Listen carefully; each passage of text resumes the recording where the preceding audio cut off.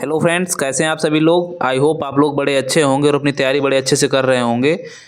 आज हम लोग त्रिमी ज्यामिति में जब रेखाएं कार्तीय रूप में दी गई होती हैं तो उनके बीच न्यूनतम दूरी कैसे ज्ञात करते हैं इसको सीखेंगे। मोस्ट इंपॉर्टेंट क्वेश्चन है, मतलब हर बार आता है, कम से कम 3 से 4 सेट में हर बार छपता है।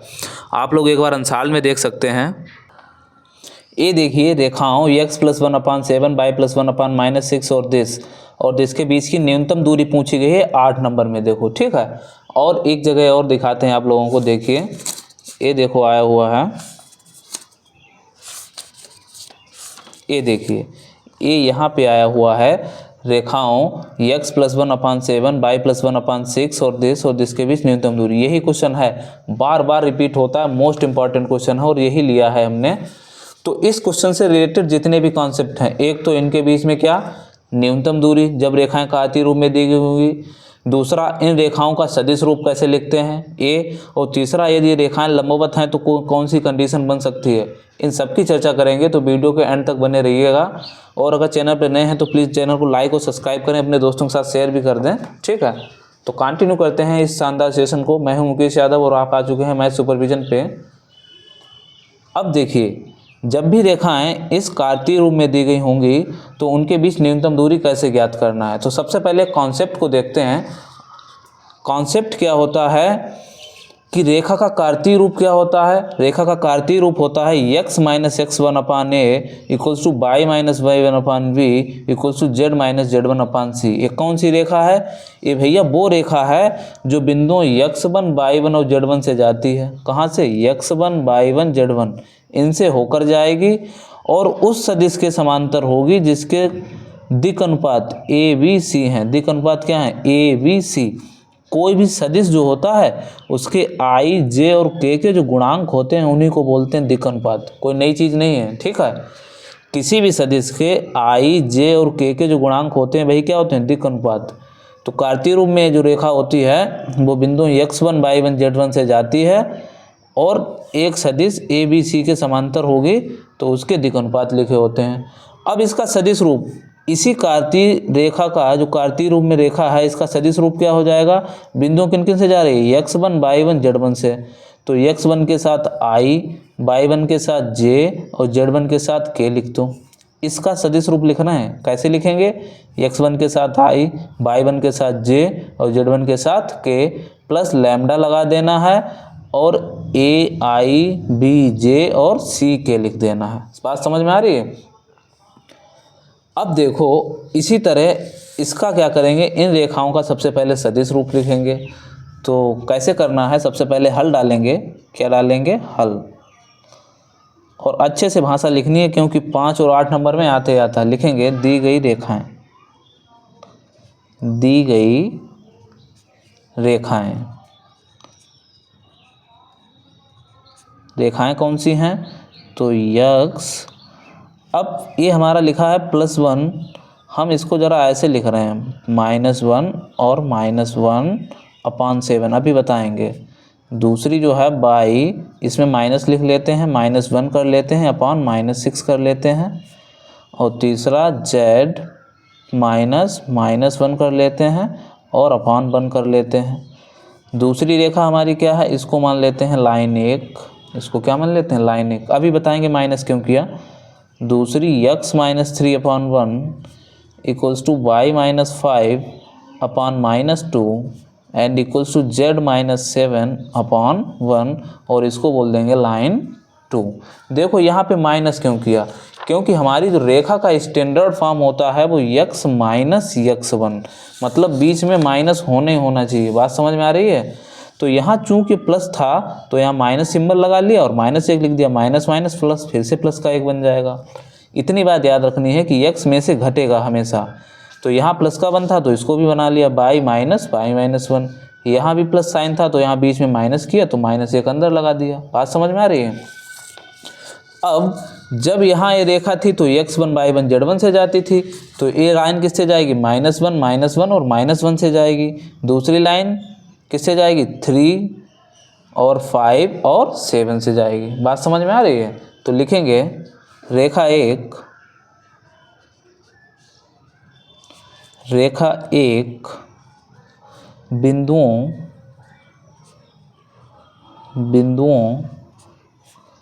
कौन कौन से बिंदुओं, -1, फिर -1 और -1 से जाती है, -1 से जाती है। और इसके दिक् अनुपात क्या हो जाएंगे इस लाइन के, तो 7, -6 और 1। देखो यहाँ पे फिर से एक बार देखो, जो ए बी सी होते हैं वो सदिश के क्या होते हैं, दिक् अनुपात, या हम कहें रेखा के दिक् अनुपात। तो यहाँ पे ए बी सी है, यहाँ पर क्या है ए बी सी, या ये कहो ए बी सी, ये क्या है दिक् अनुपात है रेखा के। तो यहाँ पे जो रेखा स्टैंडर्ड फॉर्म में लिखी हुई है, तो यहाँ पे क्या है, लिखेंगे रेखा एक बिंदु से जाती है तथा रेखा के दिक् अनुपात 7, -6, है। ठीक है।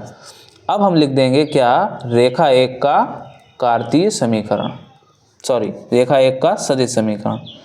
तो लिख देंगे, अतः क्या लिखेंगे, रेखा एक का सदिश समीकरण,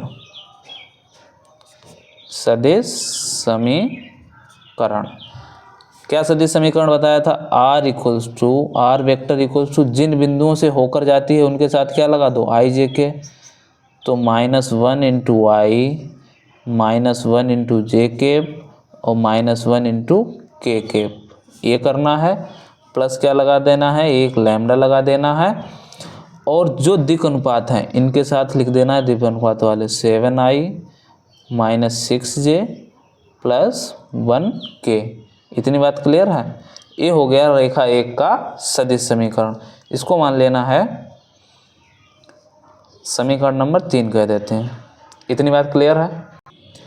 अब ज़्यादा भाषा ना लिखकर दूसरी लाइन के भी ऐसे लिख देंगे, क्या लिख देंगे, इसी प्रकार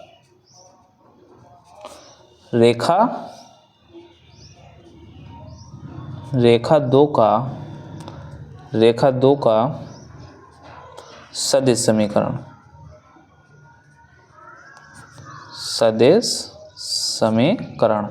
क्या हो जाएगा, आर वेक्टर इक्वल्स टू, देखो रेखा दो है ए, किन किन बिंदुओं से जा रही है, देखो x -y -z, मतलब बीच में माइनस होनी चाहिए, क्योंकि स्टैंडर्ड फॉर्म हमारी क्या होती है, माइनस में ही होती है। ठीक है, तो माइनस है तो बिंदु कौन कौन से होंगे, 3, 5, 7। तो 3i लिख देना है, प्लस 5j लिख देना है, प्लस का 7k लिख देना है। बात समझ में आ रही है। जिन बिंदुओं से होकर जा रही है उसको एक वेक्टर के रूप में प्लस लगा देना है, आपकी म्यू, पहले कांस्टेंट लैम्डा लगाया था, आपकी म्यू लगा देंगे। और सदिश अनुपात क्या है, 1 -2 और 1, तो इसमें लिख देना है 1i, या सिंगल i लिख सकते हो। ठीक है, प्लस ये माइनस का 2, यहाँ माइनस ही लगा देना चाहिए था चूँकि -2 था, कोई बात नहीं, माइनस का j और प्लस का 1 इंटू के। ठीक है, इसको थोड़ा सा रिअरेंज कर लेते हैं। क्या कर देंगे यहाँ से, ये हो जाएगा 3i प्लस 5j प्लस का 7k प्लस का म्यू टाइम्स, ये क्या हो जाएगा, i plus into minus 2j plus का k कैप। ये आर वेक्टर हो गया और इसको मान लेना है समीकरण 4। अब देखो यहाँ से हमारे 2 नंबर तो पक्के हो चुके हैं कि जब भी क्या हुआ, रेखा अगर इस तरीके से दी गई हो तो उसका सदिश समीकरण पूछ लेता है सवाल में, तो सदिश समीकरण भी लिखना सीख गए हम। ठीक है, कि जब भी रेखा कार्तीय रूप में दी गई होगी तो उसका सदिश समीकरण कैसे लिखते हैं, एक को पूछा जाता है 2 नंबर में। अब हमको क्या करना है, सदिश समीकरण में जो हमारी रेखाएँ आ चुकी हैं इनके बीच निकालनी है न्यूनतम दूरी। तो न्यूनतम दूरी के लिए हम फार्मूला जानते हैं, रेखाओं के बीच में क्या होता है, D = B1 × B2। देखो दिखाते हैं तुम लोगों को फार्मूला। क्या फार्मूला होता है, जब रेखाएं R = A1 + λV1 और R = A2 + μV2 हों तो न्यूनतम दूरी का फार्मूला क्या होता है, B1 × B2। जो कांस्टेंट के साथ वेक्टर लिखे होते हैं उनका क्रॉस ले लेते हैं, dot A2 minus A1 upon magnitude of B1 cross B2। तो यही यहाँ पे लिखेंगे, क्या लिखेंगे, रेखा, डायरेक्ट लिख देंगे, रेखा 3 व 4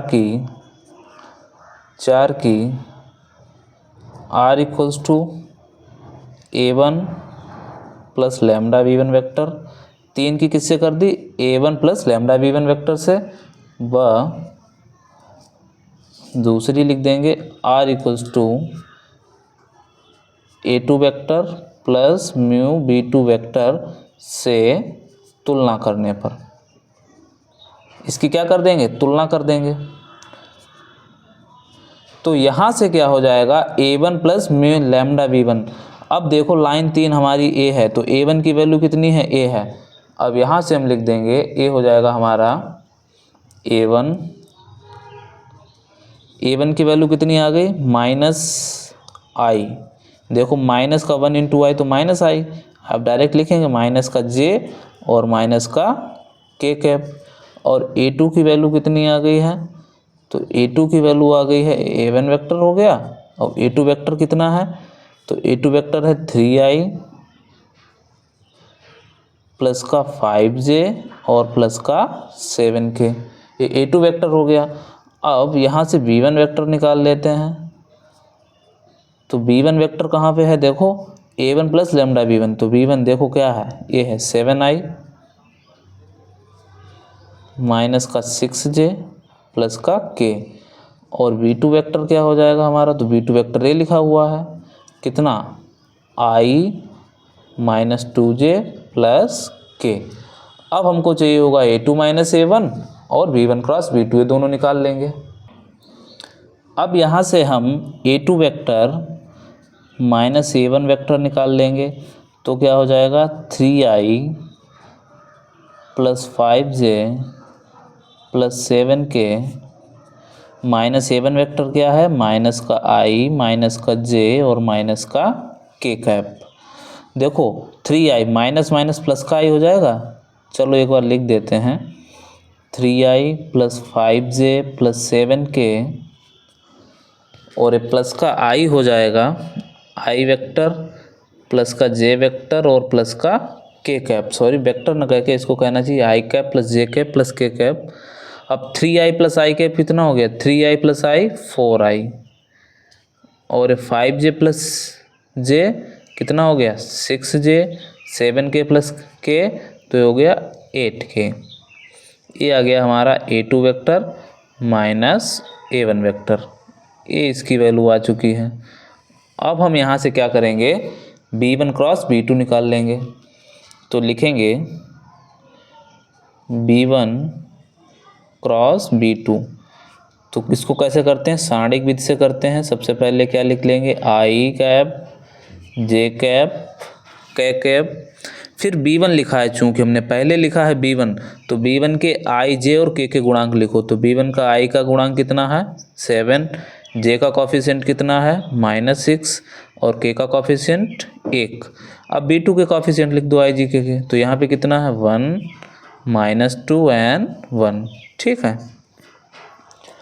अब हम क्या करेंगे, यहाँ से सारणिक विधि से हल करना जानते हैं। सबसे पहले i कैप, फिर ए वाला कॉलम कैंसिल और ए वाली रो कैंसिल, दिस इंटू दिस, तो -6 की गुणा इससे हो जाएगी तो माइनस का 6 minus this into this minus का 2 हो जाएगा और एक माइनस पहले से है, फार्मूले माइनस होता, पहले क्या किया दिस इंटू दिस तो -6, फिर माइनस, फिर इसकी गुणा इससे की तो माइनस का 2, फिर बीच वाला होता है माइनस के साथ तो माइनस का j, फिर क्या करेंगे ए वाला कॉलम ए वाली रो, जिसकी वैल्यू लिखते हैं वो वाला कॉलम और रो कैंसिल हो जाती है। 7 into 1 7 minus 1 into 1 that is 1, फिर प्लस का k टाइम्स ये क्या हो जाएगा, ए वाला कॉलम ए वाली रो कैंसिल, 7 इंटू -2 तो माइनस का 14 माइनस 1 इंटू -6 तो -6, इतना हो गया।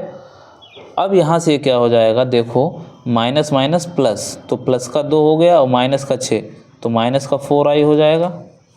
अब इस 7 में से 1 जाएगा तो 6, तो माइनस का 6j। फिर ये देखो माइनस माइनस प्लस, तो प्लस का 6 हो गया, तो 14 में से प्लस 6 घट जाएंगे तो माइनस का 8 बच जाएगा, तो माइनस का 8k।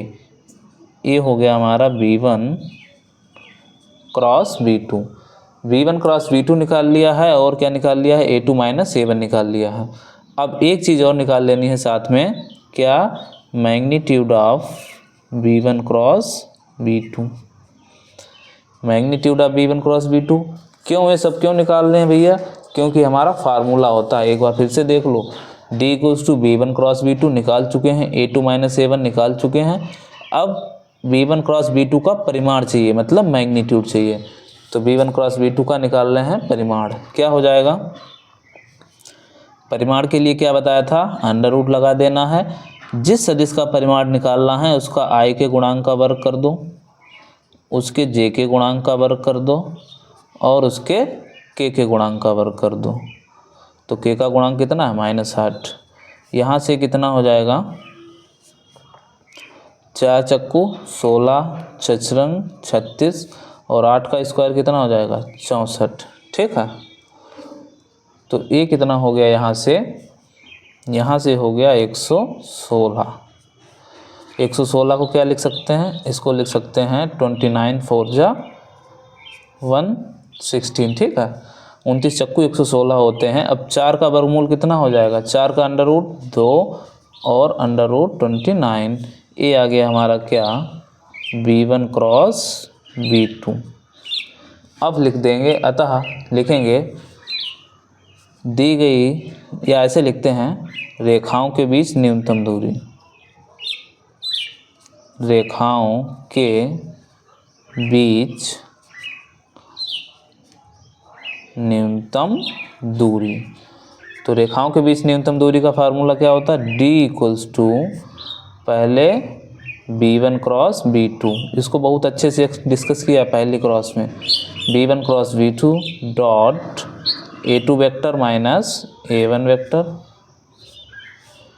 Upon magnitude of V1 cross V2, मतलब V1 और V2 का परिमाण, और फिर एक मापांक लगा देंगे। ठीक है, अब हम V1 क्रॉस V2 कितना निकाल चुके हैं, तो ये निकाला, माइनस का 4i माइनस का ए रख देंगे यहाँ पे, तो माइनस का 4i माइनस का 6j माइनस का 8k, और डॉट प्रोडक्ट लेना है A2 माइनस A1 के साथ, तो 4i, देखो A2 माइनस A1 कितना है, 4i plus 6j plus 8k, ये लिख दो यहाँ पे, तो 4i प्लस 6j प्लस का 8k,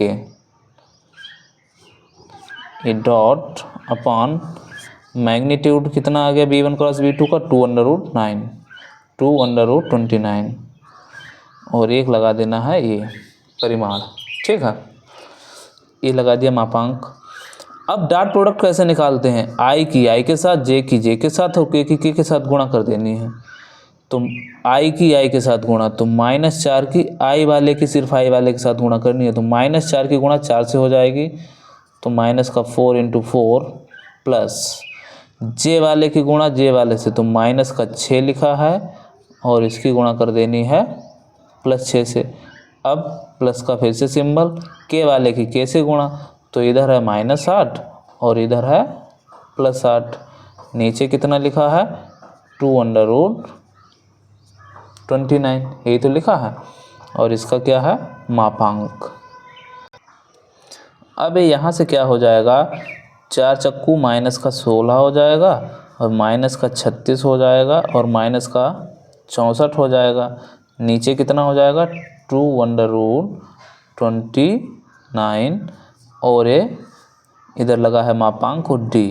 अब ये देखो 64 और 36 100 और 16, तो माइनस का 116। ठीक है, अब चूँकि यहाँ पे क्या लगा, मापांक लगा है, तो ये पॉजिटिव वैल्यू हो जाएगी, ये हो जाएगा 116 अपान 2 अंडर रूट 29 हो जाएगा। ठीक है, एक काट दो 2 से, 2 पंचे 10 और 2 अट्ठे 16, तो यहाँ से कितना आ गया, 58 अपान अंडर रूट 29।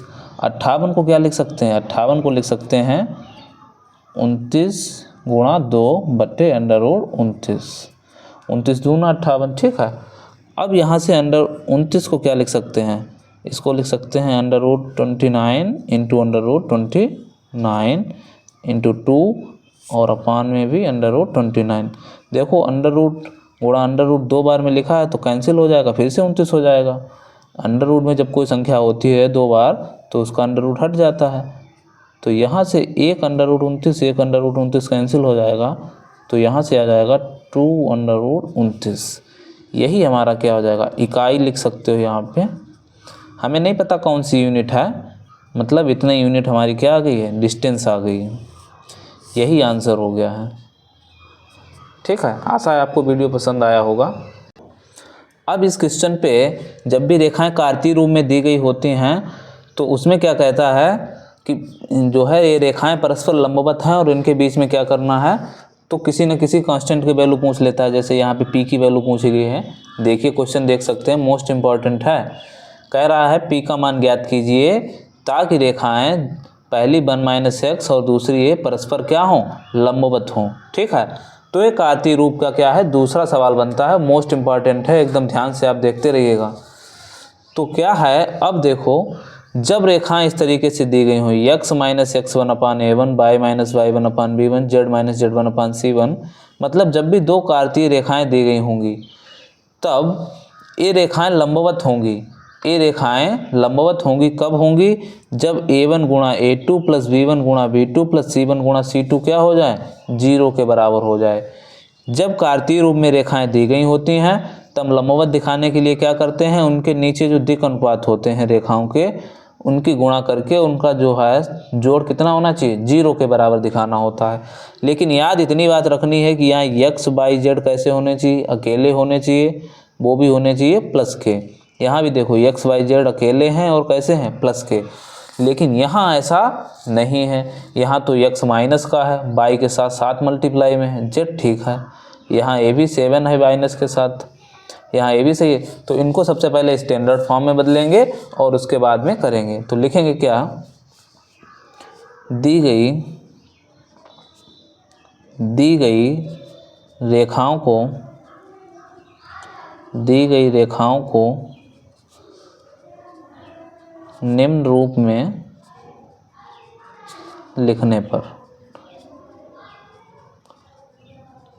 लिखने पर मतलब इसको थोड़ा सा रीअरेंज कर रहे हैं। पहली जो रेखा है यहाँ पे देखो लिखा है 1 - x, हम माइनस चिन्ह कॉमन ले रहे हैं तो क्या हो जाएगा x - 1 और माइनस बाहर ले लिया और अपान कितना हो गया 3। यहाँ से क्या करो 7 कॉमन ले लो तो कितना हो जाएगा y माइनस, और यहाँ कितना बचेगा 2, अपान में कितना है 2p है, और दूसरा z - 3/2 है।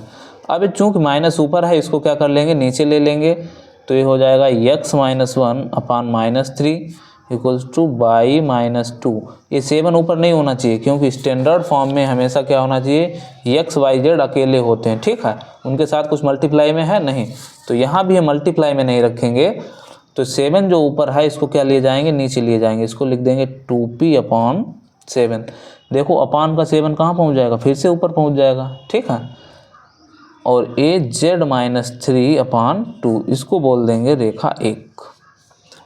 अब दूसरी जो रेखा है उसको नोट करेंगे। दूसरी रेखा क्या है, दूसरी रेखा में क्या करो -7 कॉमन ले लो, तो -7 ले लेते हैं कॉमन, तो ये क्या बच जाएगा, प्लस का x बच जाएगा यहाँ से, और माइनस का कितना बच जाएगा 1 बच जाएगा, और नीचे कितना बचेगा 3p इक्वल्स टू y - 5। तो सही लिखा है, y प्लस का है और अकेला है, मतलब y के साथ कॉफिशेंट कितना होना चाहिए, x y z के कॉफिशेंट हमेशा 1 होने चाहिए और वो भी होने चाहिए प्लस के। और यहाँ पे माइनस चिन्ह कॉमन ले लेंगे तो कितना हो जाएगा, -1 कॉमन ले लेंगे हैं तो z - 6 हो जाएगा, अपान में कितना हो जाएगा 5 हो जाएगा। अब क्या करना है जी, यहाँ से x - 1 अपान ये माइनस का 7 नीचे लिया तो 3p/7 विद निगेटिव साइन, ये माइनस का 7 फिर से ऊपर जाएगा तो फिर से 7 के साथ मल्टीप्लाई में हो जाएगा इसके साथ। यहाँ y - 5/1 और ये कितना हो गया z - 6 और -1 है नीचे लिख दो, इसको बोल देंगे रेखा 2। अब सवाल ही कह रहा है, सवाल क्या कह रहा है कि ये दोनों रेखाएं लंबवत हैं। कह रहा है कि P का मान ज्ञात करो ताकि A और A रेखाएं क्या हैं, परस्पर लंबवत हैं। और जब भी रेखाएं लंबवत होंगी तो इनको कार्तीय रूप में पहले स्टैंडर्ड फॉर्म में लिखना है। अगर पहले से दी हैं तो अच्छी बात है, नहीं है दी तो पहले स्टैंडर्ड फॉर्म बना लो, फिर इसकी गुणा इससे, फिर इसकी गुणा इससे और इसकी गुणा इससे, इनका जोड़ क्या होना चाहिए, 0 होना चाहिए। लिखेंगे चूँकि या सिंस जिसको बोलते हैं इंग्लिश में, सिंस या चूँकि रेखाएं 1 व 2 परस्पर क्या हैं, परस्पर लंबवत हैं, लंबवत हैं। ठीक है, तो लिख देंगे देयरफॉर मल्टीप्लाई कर दो 3p इंटू a माइनस का 3p/7 प्लस 1, सॉरी गलत लिख दिया है यहाँ पे, ये नहीं होगा। क्या होगा भैया, देखो यहाँ पे है माइनस का 3 और यहाँ पे क्या है 3p/7, तो माइनस का 3 इंटू और यहाँ पे कितना है माइनस का 3p/7, माइनस का 3p/7 प्लस यहाँ पे कितना है 2p/7, तो 2p/7 इंटू यहाँ पे कितना है 1 प्लस यहाँ पे कितना है 2 और यहाँ पे कितना है माइनस का 5, ये कितना होना चाहिए, 0 होना चाहिए। ठीक है, अब इसको सॉल्व आउट कर लेंगे तो माइनस माइनस प्लस 3 इंटू 3 कितना हो जाएगा 3 into 3 9p/7 plus 2p into 1 कितना हो जाएगा 2p/7 प्लस ये देखो प्लस इंटू माइनस कितना हो जाएगा माइनस और 2 गुणा 5 दैट इज 10, ये कितना हो जाएगा बराबर 0। ठीक है, अब इन दोनों का एलसीएम ले लेंगे तो यहाँ पे एलसीएम कितना हो जाएगा 7 हो जाएगा, ये हो जाएगा 9p और प्लस का 2p और ये माइनस का जो 10 था वो इधर कर देंगे तो -10 इधर से जब इधर जाएगा तो क्या हो जाएगा प्लस का 10 हो जाएगा। 9p और 2p कितना हो जाएगा 11p हो जाएगा और अपान का जो 7 है जो मल्टीप्लाई में चला जाएगा तो 10 इंटू 7 हो जाएगा, तो p की वैल्यू कितनी आ जाएगी 70/11। यही आपका क्या हो गया आंसर हो जाएगा, लिख देंगे दैट इज आंसर। तो लिख देंगे अतः, एक छोटी सी प्यारी सी लाइन लिख दिया करो नीचे, अतः P का मान कितना आ गया 70/11, यही आंसर हो गया। आशा है आपको वीडियो पसंद आ रहा होगा। तो अभी तक हम क्या कर चुके हैं, 2 क्वेश्चन कर चुके हैं। एक तो कार्तीय रूप में जब रेखाएं क्या होती हैं, दी गई होती हैं तो उनके बीच न्यूनतम दूरी कैसे निकालते हैं। दूसरा, जब रेखाएं लंबवत होंगी तो किसी न किसी कांस्टेंट की वैल्यू निकलवाएगा ये 2 कर चुके हैं। अब एक तीसरा क्वेश्चन बनता है सदिश रूप, वो तो पहले सिखा चुके हैं। देखो एक क्वेश्चन है, सिंगल क्वेश्चन करेंगे। ये देखिए आंसर में आया हुआ है, कह रहा है रेखा देश कार्तीय रूप में दी गई, इसका सदिश समीकरण ज्ञात करो। अब ये तो निकालना बड़ा आसान काम है, अभी हम सीख चुके हैं, फिर भी देखो करा देते हैं। तो जब भी रेखा का सदिश रूप निकालना होगा तो सबसे पहले देख लेना कि स्टैंडर्ड फॉर्म में लिखी है तो x बाई जेड क्या है प्लस के हैं। देखो x बाई जेड प्लस के होने चाहिए, बीच में माइनस होना चाहिए, हर जगह बीच में क्या होना चाहिए माइनस। यहाँ पे माइनस है लेकिन यहाँ प्लस है, यहाँ प्लस है, तो लिख देंगे दी गई रेखा को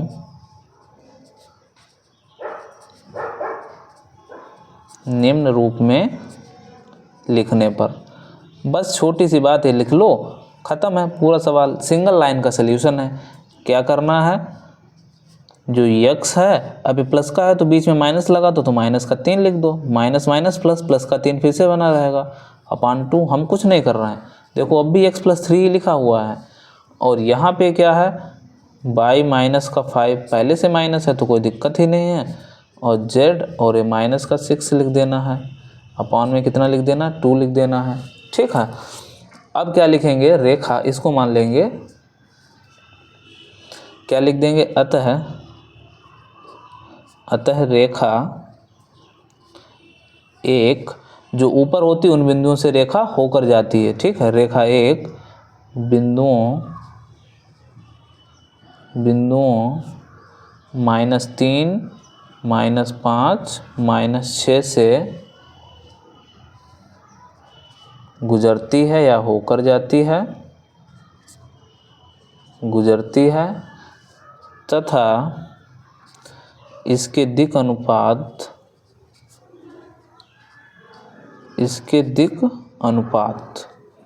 रेखा के दिक् अनुपात या उस सदिश के दिक् अनुपात जिसकी समांतर है, ऐसे लिख दो। इसके दिक् अनुपात कितने हैं जो नीचे वाले होते हैं, 2, 4, 2 हैं।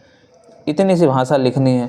लिख दोगे तो अच्छी बात है और ना लिखो तो भी कोई बात नहीं है। अब क्या लिख देंगे, लिख देंगे इट इम्प्लाइज दैट रेखा का सदिश समीकरण, रेखा का सदिश समीकरण, सदिश समीकरण क्या हो जाएगा, आर वेक्टर लिखना है, जिन बिंदुओं से जा रही है उसके साथ पहले आई लगा दो, आई जे के, तो माइनस का 3i, माइनस का 5j और माइनस का 6k प्लस एक लैम्डा कांस्टेंट लगा दो और दिक् अनुपात वाला अब लिख दो, तो 2i प्लस 4j और प्लस का 2k कैप। यही हमारा क्या हो गया, आंसर हो गया।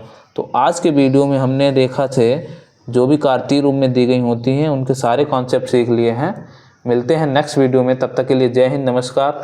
घर पे अच्छे से पढ़ते रहिए, खुश रहिए, मस्त रहिए, स्वस्थ रहिए।